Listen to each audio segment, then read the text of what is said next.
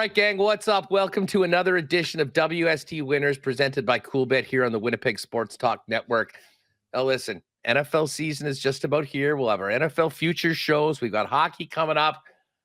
But I did promise when we launched this new venture, the thing that I got asked the most about in the lock shop and on messages was about betting on the big WWE event. So moving forward for the 4 big ones, including this weekend's SummerSlam, we're going to talk a little wrestling on the program. And today, to do that, I'm leaning on one of the great minds of wrestling in our country, a longtime host of McGuire on wrestling, and the brains behind the Celebrate Wrestling Podcast Network, which you can subscribe to wherever you get your favorite pods. An absolute pleasure to welcome in Mike McGuire to Thank Winnipeg you very Sports much. Talk. Great to be What's here. up, Mike? How are you? I'm loving this, man. This is big time. Wow, you got a beautiful setup here. This is a pleasure to be here. Well, I got to tell you, you want to talk about coming in on a show like this and looking legit. Look at these belts in the background, the lit up Celebrate Wrestling side. You got a pretty good operation as well. Hey, listen, just before we kind of dive into everything, as I said, I'm a regular listener. Sundays, I'm looking for when the pod is uploaded. Tell people a little bit about what you're doing in the wrestling game and where people can get the content that you and the team are cranking out.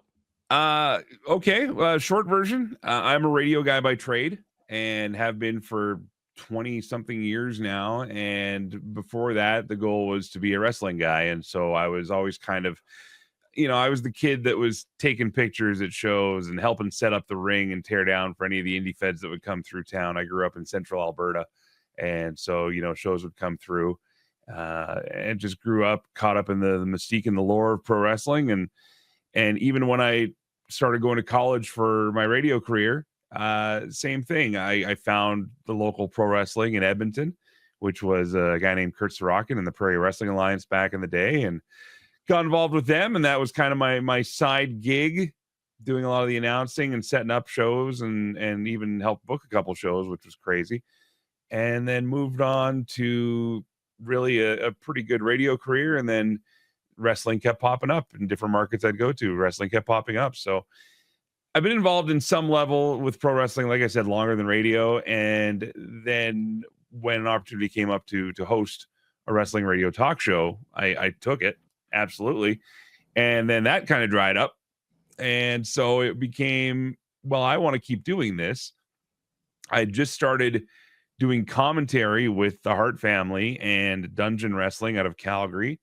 So, Bret the Hitman Hart is there, helping the guys and girls through their matches. And it's a Hart family production. We're in the old Victoria Pavilion, just like Stampede Wrestling was. And without trying to toot my horn too much, Bret said in one point, he's like, I kind of see you in that Ed Whalen role, which basically it was enough for me to pass out. And That's high praise, dude. But, so I've been doing that for the last couple of years as well. And then the McGuire on Wrestling thing with the Celebrate Wrestling Podcast Network, we've expanded to 3 regular shows every week, always free, always about wrestling. And got, listeners around the world, including yourself, which I'm really appreciative of because it's a chance to still do what I love to do. We have regular contributors like Dave Meltzer, who is one of the most polarizing, but at the same time, one of the most revered and known wrestling historians and wrestling journalists. He's on the show every week, and it's a lot of fan interaction as well. So we get a lot of opinions on stuff that's going on. So no, it is outstanding. As I say, a longtime listener. I've appreciated the added content as well. So if you are a wrestling fan, wherever you're getting Winnipeg Sports Talk content, just put in Celebrate Wrestling, give a sub, and you can thank me later. So, Mike, just before we kind of dive into SummerSlam, I am interested in your perspective as a longtime wrestling guy about where the business is right now. It seems like WWE is on a roll that just continues to get bigger and sometimes more expensive for fans and whatnot. But, the money keeps rolling in. AEW, which we won't really be focusing on, but I'm really interested in your perspective as to where it is right now. Obviously, for Winnipeg people, there is so much Winnipeg content there. And we've had Chris Jericho, Kenny Omega, Don Callis, all Winnipeg guys who were big time in AEW on the show. It seemed like there's been some ups and downs, and they've got work to do, but holy smokes, is the product they're putting out incredible. People are still talking about that All In, albeit quite long, but one of the great pay-per-views of all time. What are your thoughts on just where AEW is right now before we dive into the current state of the WWE? Well, before I give my opinion on this, I have to say flat out that I don't have a bias to either side, and there's a lot of wrestling fans that do. It's very territorial. Oh, very much so. And no matter what I'm about to say, somebody's going to get mad about it. But the bottom line is that wrestling as a whole right now, from the WWE down to your local independent promotion, unless they're doing something really wrong, everybody is flourishing right now. Wrestlers on all levels are working more. They're getting more matches. They're getting more opportunities to travel. Don't forget about you've got WWE and AEW, but you've also got TNA wrestling, which somehow has survived for the last 2 decades and still thriving now with a relationship with WWE. On top of that, you've got Maple Leaf Pro Wrestling out of Ontario, which is now doing monthly pay-per-views and specials. So there's tons of places in just like continental North America alone to wrestle. There's Caribbean outlets now. There's other places. Like the business is better than ever. And just going back to your AEW point there, a lot of people, myself included, sometimes wondered if they were going to last. And it wasn't for a sake of wishing ill harm on them, because you can maybe root for your favorite company one way or another, but you really got to root for the wrestlers and hope that they got jobs and get to keep doing this. AEW landed a TV streaming deal, and that is something that is consistent, and that's consistent income, and nobody else has been able to pull off in 20 years. So to be able to do that and perform at the level they are, and even though maybe crowd sizes aren't as big as what they used to be for weekly TVs, they still make a lot of their money on the pay-per-view. And I think that weekly TV for both companies suffers in the long run because there is just so much. So we get a lot of great content. We get a lot of weekly stuff. You can't turn on a TV or a streaming service any day of the week and not find wrestling to watch nowadays. And I don't know about you, but I remember growing up, and if you got an hour a week, it was like exciting. You know, we were so fired up for 6 o'clock Saturday. I mean, you knew when it was, and you were counting down to it. Yeah, and now anytime you want, you got 2-3 hour shows every week. But these pay-per-views and premium live events, as they call them in some spots, I mean, that is where I feel, and I see through a lot of our listeners as well, a lot of the destination viewing, like people will skip a lot of weekly TV now, which isn't great news for the companies for their TV rights, but they make it up for it in the premium events. So, you know, I think that's a very long-winded way of saying wrestling is probably more successful now as a whole than it's ever been. I think you're right. And, you're seeing it when it comes to the size of some of these huge events, but also to your point, the quantity of it. And listen, I got a lot of respect for you and the guys that are in this doing it on a weekly basis, because the amount of time it takes to know what you're talking about every week, I think can sometimes be somewhat overwhelming. That being said, SummerSlam is one of the biggest events of the year, and there is a lot going in. First year, they're going to 2 days. What's your thought on that, Mike? I mean, is it just too long to put on one day, or is this just another way to charge for 2 tickets? Well, that's ultimately what it comes down to. It's always 2 things. I've used this term a lot lately in the last couple of weeks, but it's about the 2 C's, crowds and cash. Mm-hmm. And if you're going to find a way to make more money and have a back-to-back event and basically charge double for the same ticket you would have got a single for, why wouldn't you do it? If they can pull it off, great. And I went to WrestleMania where it was still a 5-6 hour day that you were putting in just on the show. I don't mind the shorter show. I do mind it being stretched over a weekend, though. And I think that might just be me growing up and wanting to do things and, touch grass every once in a while. But I just, like, this weekend, I mean, it's the long weekend here in Canada, and I want to enjoy some of it. And I got Monday, basically, and Monday I'll be doing the show to talk about what happened on Saturday and Sunday. So, more is more was something that predecessor used to always say about wrestling and WWE especially, and that seems to be still the philosophy. Yeah, I'm not going to poo-poo it entirely, but I'm not personally a big fan of the 2-day events as a whole. It certainly does give an opportunity to throw a few more matches on, highlight a few more of the wrestlers, which is good for maybe the bottom of the card. But it does give us lots to talk about. Now, listen, just as we get into this, folks, our friends at CoolBet, as they do for the big events, left margin, click on SummerSlam. You'll see all of the options with the odds for all of the matches. And it's far closer, far more interesting, to be honest, for this event than most of the premium live events. If you haven't played there before, though, head on over to coolbet.com. You can use the promo code WST. They'll hook you up with a 100% bonus on your first deposit, up to $200 if you haven't played there before. Mike, let's start with the big one. And this has been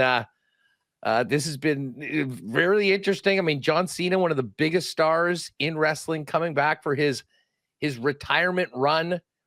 He's the champion. He famously turned heel earlier, going up against Cody Rhodes, who's sort of been the golden boy of the WWE since coming back from AEW. It's been interesting watching these last few weeks. It seems like we could be seeing some shifting of the heel and the face. Cody Rhodes is a pretty big favorite in this. Minus 286. John Cena just south of 2-1 at plus 95. It sort of feels like the popular thought is that Cody Rhodes might be kind of going to the bad side. John Cena coming back to where we're used to see him, but that may cost Cena the title. Where are you at on the main event?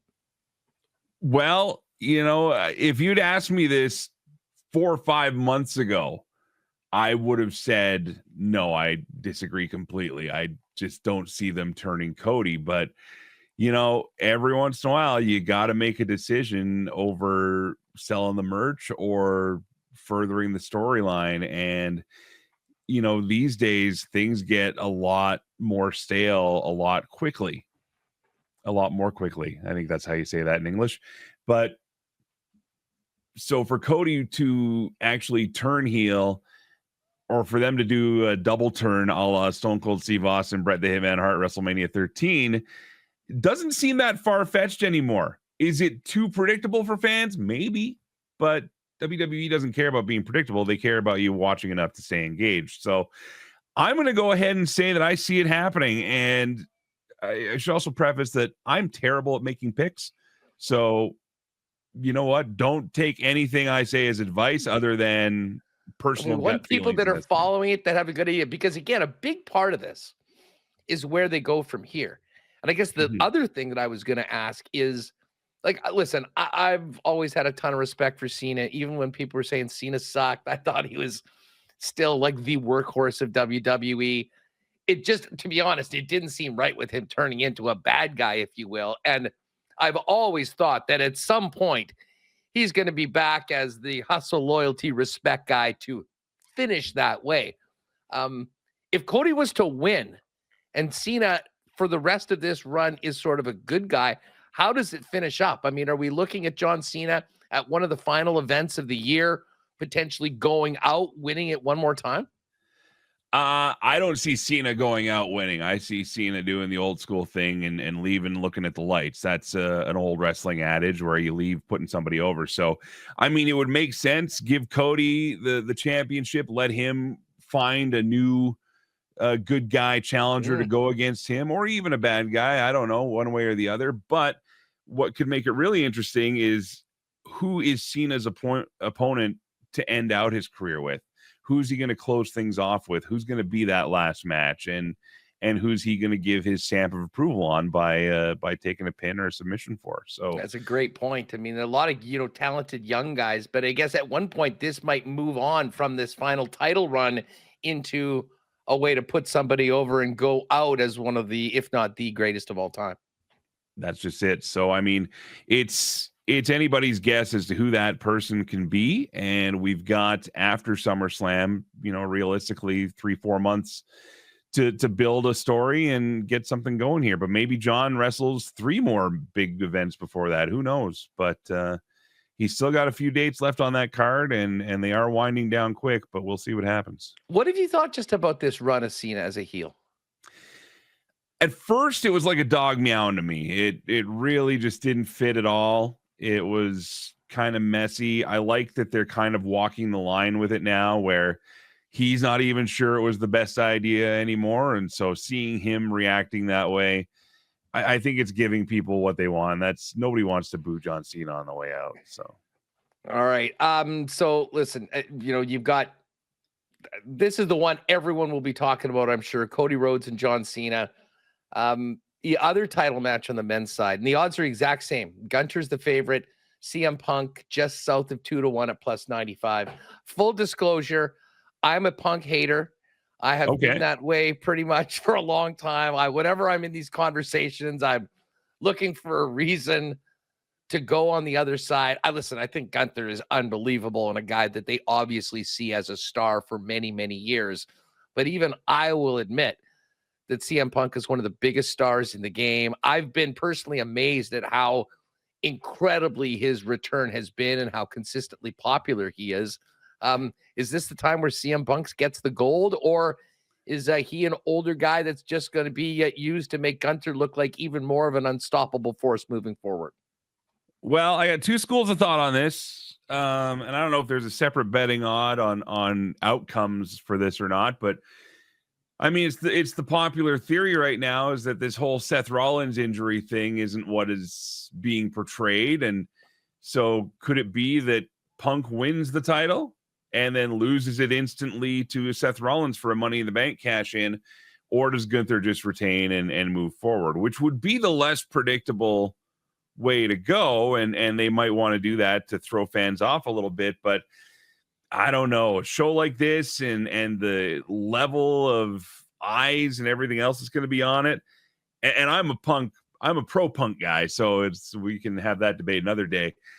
I think it's going to go down to some sort of interference, and maybe either Rollins interferes at the end, or he injects himself in that match. We see a lot of people doing this triple threat thing now with the Money in the Bank, which I don't fully understand, but it's wrestling, so you don't have to. Listen, that's why we got Mike on. Already got to it. There is a prop on will the briefcase be cashed in the match. And yes, -111, no, -125. So if you're into that prop, they've got that as well. The matchup between these two guys who have both been big time heels at times. Gunther's kind of stayed that way, and now Punk is about as over as anybody right now. Brings some pretty interesting possibilities for this one. And I don't mind that. Maybe CM Punk is an underdog. And then, as you posted, potentially that Money in the Bank briefcase being cashed. What about the women? We've got a title match between my girl Tiffy Time and Jade Cargill. Jade Cargill, for folks that maybe remember her in AEW, was this rocket ship superstar that, beat everybody. Most incredible physique maybe in women's wrestling. But she needed a lot of work, and she came to WWE, and they've sort of slow played her, and now she's right in the mix. Is it Jade's time to become a champion? Is she ready, or is this just the start of the Tiffany Stratton era? Well, Dave Meltzer on my show every week for months, ever since the Cargill signed, has been insisting that they want to get a belt on her as soon as they can. I mean, they've already had her be a tag champion, but they want her to be a champion in the company. So, I mean, I could see that for sure. I think that the clock is ticking on Tiffany Stratton as a baby face or a good guy.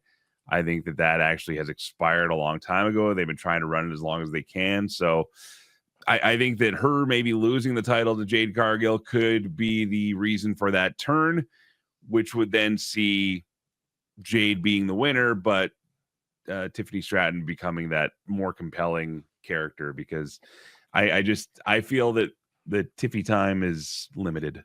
She's too perfect as a heel. I mean, it just seems like she's naturally she does well at just being the bitch that I think a lot of people would love to sort of hate. You know what I mean? And that's just it. It's the Charlotte Flair complex, or to some degree, even the Cody Rhodes complex. When you become so unrelatable to a majority of the fans, I mean, that's a path to becoming a heel. I'm better than you, period. That's all you need to say. and people don't like you.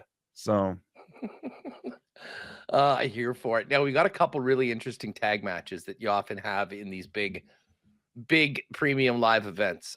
Roman Reigns teaming up with Jey Uso, going up against Paul Heyman's new guys, Braun Breaker and Bronson Reed. Heyman has his fingerprints all over this match. Everyone knows Roman Reigns. Jey Uso's incredibly popular right now, just finishing up his run with the belt. Roman and Jey, for the record, for the odds, are one of the biggest favorites at minus 500. So they're highly favored to win. You think that's likely, or is this going to be a way to get Paul Heyman's new guys, the young guns of Braun Breaker and Bronson Reed, over and taking their careers to the next level? I think this might be an opportunity to introduce a fourth into this faction, which is sorely needed. I think I remember what they've called themselves. They had some name they've been kind of referring to them as, but it's not an official name. And now with Rollins out, it makes it even less interesting.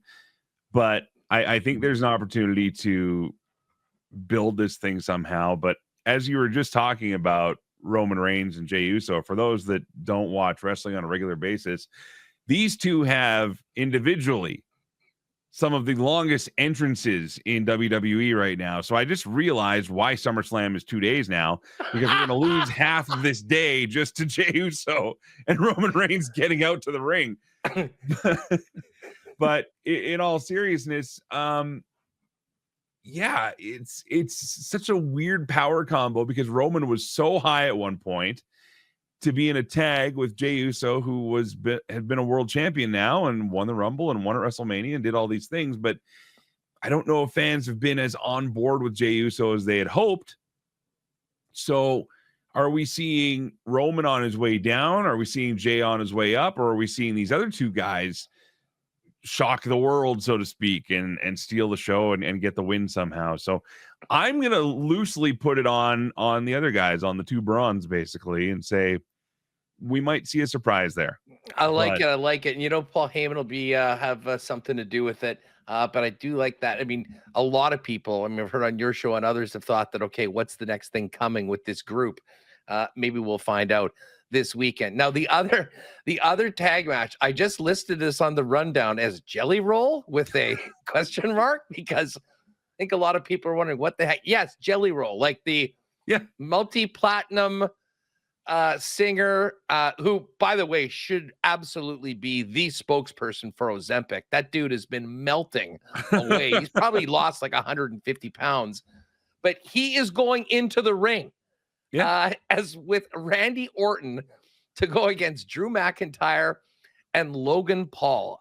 These just thoughts on this event. What do we have? Yeah, Orton and Jelly Roll are the favorites in this one pretty significantly. And I think that probably goes to the history of these celebrity matches. But explain to people how the heck Jelly Roll is even involved in this, Mike. And is this going to be a big night for he and Randy Orton? Well, I think it's going to be a big moment for their social media for sure. It's funny because I do a country radio morning show on the side here, or really that is my main job, to be honest with you. But, you know, even I'm talking about it, and I try and curb my pro wrestling talk on my country music radio show because it's apples and oranges and people come for different things. But at the same time, Jelly Roll is going to be at SummerSlam, so that's been something to talk about. I think they're going to get the moment one way or another where if they don't win the match, they're still going to come out ahead, and Jelly Roll will get that moment with his arm raised in the air with Randy Orton.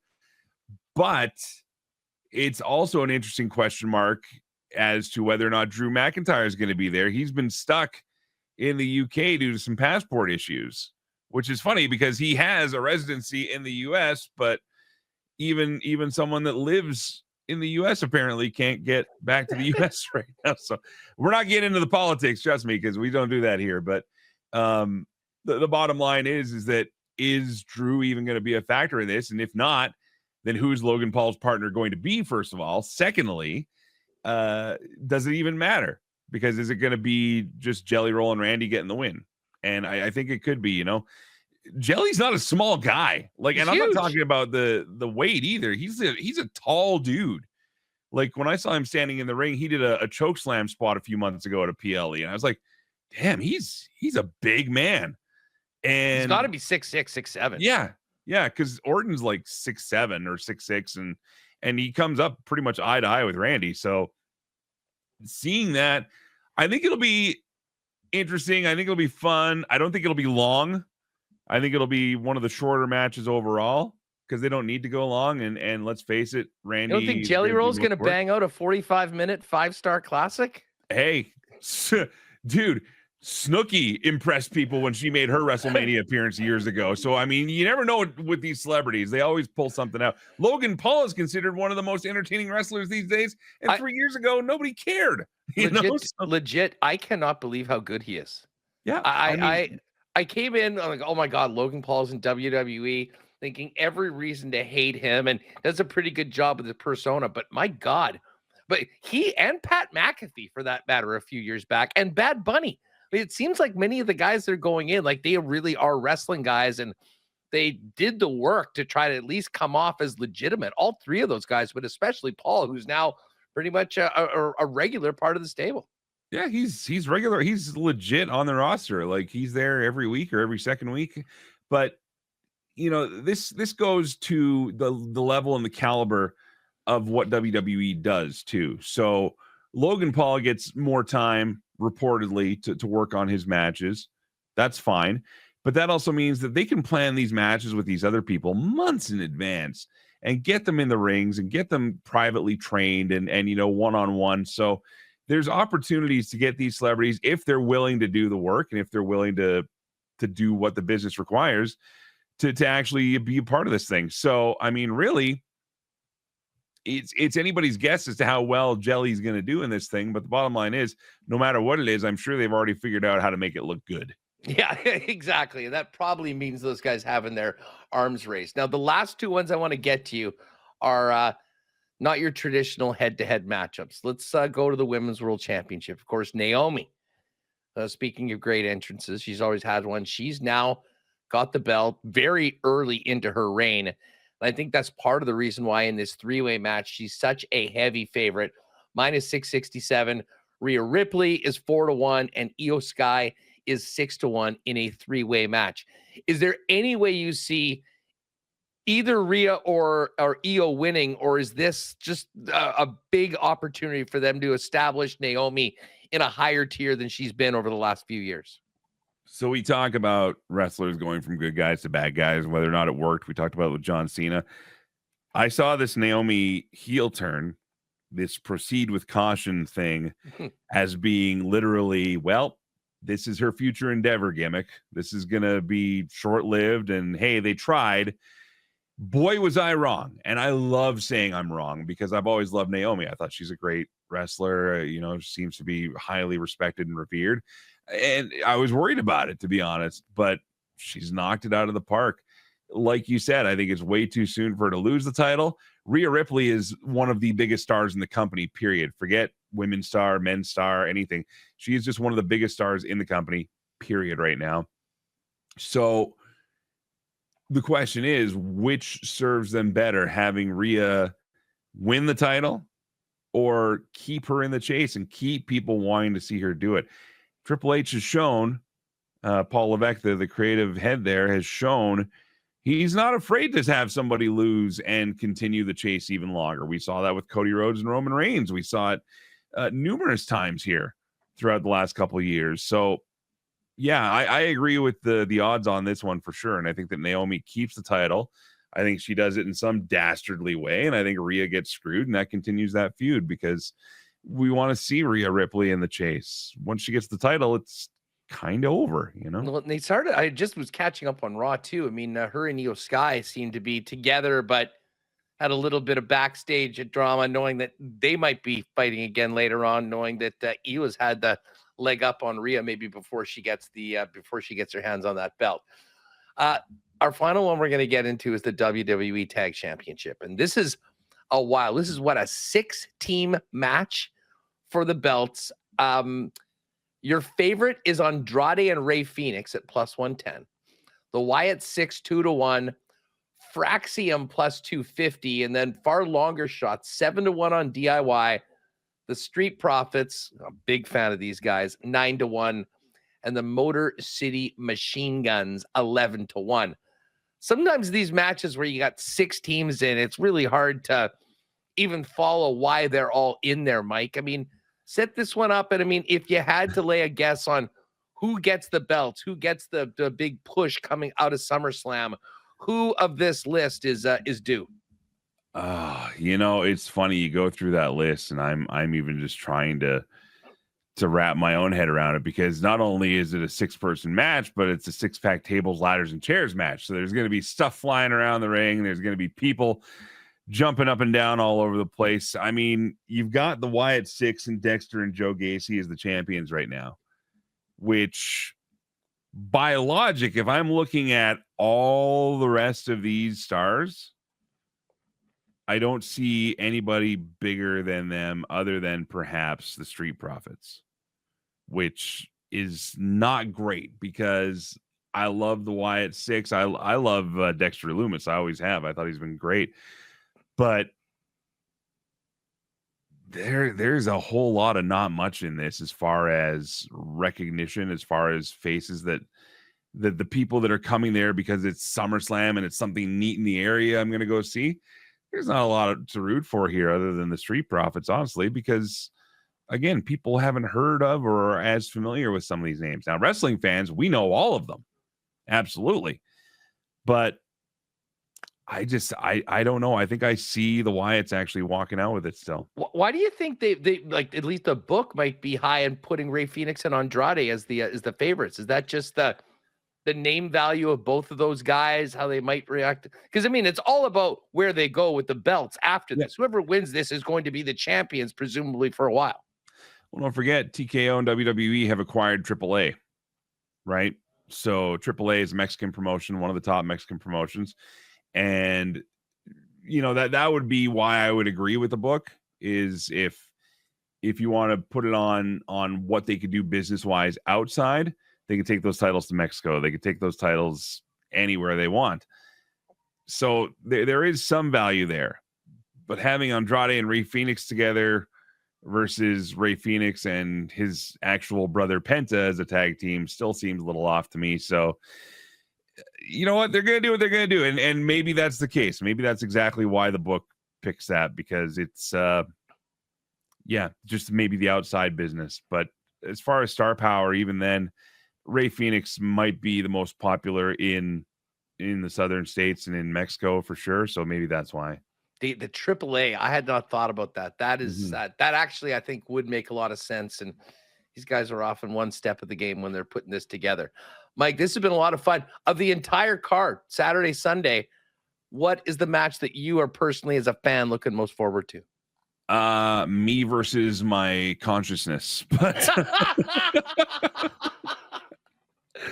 just trying to grind through it all. It is convenient now that it's on Netflix. If you can stay away from social media, you can watch it when you want, but that's the challenge. I will say this. I'm glad to see Karrion Kross getting some play here. I actually just got a copy of his book, and I've been reading it for the show here. We're trying to get him on the show here because I've been a fan of this guy for a long time. Plus, I want to do a Jesse Ventura off with him sometime because he's got a pretty good Jesse Ventura impression, as do I. But for me, it's hard not to want to see what happens between Gunther and Punk. Like I said, I am a Punk guy. I have my own reasons for that. I've had some good encounters with him, and I've not always agreed with everything he's done, but I've appreciated it. So it's one of those things where I still think he's got some gas in the tank, and I think whatever happens, he's willing to do what's right for the people around him in this case, and maybe it is having Seth beat him for the title. I know you are a big a Punk guy from listening to the show, and I'll be honest, as much as I had my flag in the ground as a longtime Punk hater, the more I see it, it's becoming harder and harder to stand on that hill because listen, I never thought it would go as well as it has coming back, and it's actually a pretty great story right now. Mike McGuire, Celebrate Wrestling. Get on your favorite podcast network. You can see Mike's shows usually on Sunday evenings, wherever you get your favorite pods. Give him a sub there and enjoy SummerSlam, everybody. Again, all the odds are up at CoolBet. They will change, so the sooner you get on them from when we're doing this on Thursday, hope they'll still be relatively the same. But as far as some of these events to WrestleMania and whatnot, some of the closest odds I've seen, which I think makes for what should be a really, really interesting SummerSlam event. And again, go to coolbet.com. That's where you'll find all the odds, and you can use the promo code WST if you haven't played there before. Mike, thank you again for doing this. This was a really fun conversation. It's got me even more excited for the weekend, and it was great to talk to you in person after listening to so many hours of the work you do for wrestling fans on Celebrate Wrestling. I really appreciate this opportunity. Thank you. And yeah, just on the note for the show, usually every Sunday, but because SummerSlam is 2 days, we'll be posting the McGuire and Wrestling Show on a Monday. But again, there's tons of other content there for you all through the week. Mike, have a great one. And listen, this was so much fun. When we're doing this again, you'll be the first call if you're able to join me. I love it. Can't wait. Thank you. Thanks so much. All right, everyone. That is our SummerSlam preview for WST winners. Thanks again to our friends at CoolBet. That's where you'll find all the odds for the WWE, the upcoming NFL season, CFL, and everything else. And, of course, you can join me daily, 1 p.m. Central, for the main show, Winnipeg Sports Talk Daily, right here on the WST Network. Enjoy SummerSlam, and we'll see you soon.